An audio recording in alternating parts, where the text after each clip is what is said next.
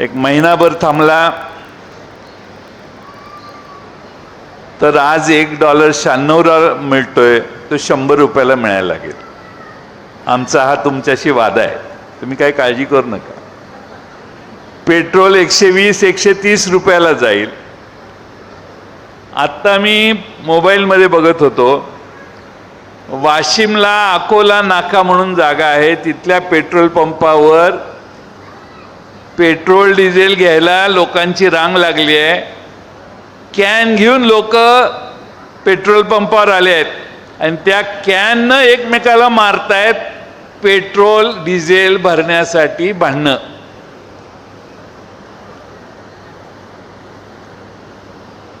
एकदा लॉकडाऊन झाला कोरोनाच्या वेळी,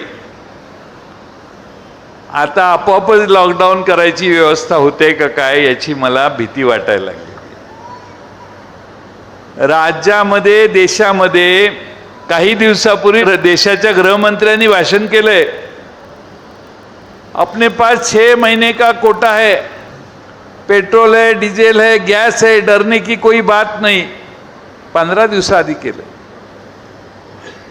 महिना झाला नाही तर त्यांचा नेता सांगायला लागला,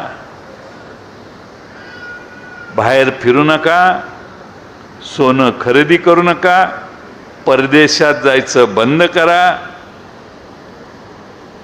बाकीच्या सगळ्या गोष्टी. अशाच भूमिका 2013ला मनमोहन सिंगांनी घेतलेली होती. जरा आर्थिक परिस्थिती काठावर आल्यावर त्यावेळी आपल्या राज्याच्या मुख्यमंत्र्यांनी ट्विट केलेलं होतं की देशात आर्थिक परिस्थिती थकलेली आहे, वाईट परिस्थिती यायला लागली, अशा अर्थाचं ट्विट 2013ला केलेलं. आज तेच म्हणतात की पंतप्रधानांनी जी घोषणा केलेली आहे त्याविषयी कुणी काही थट्टा करू नका. थट्टा कोणीच करत नाही.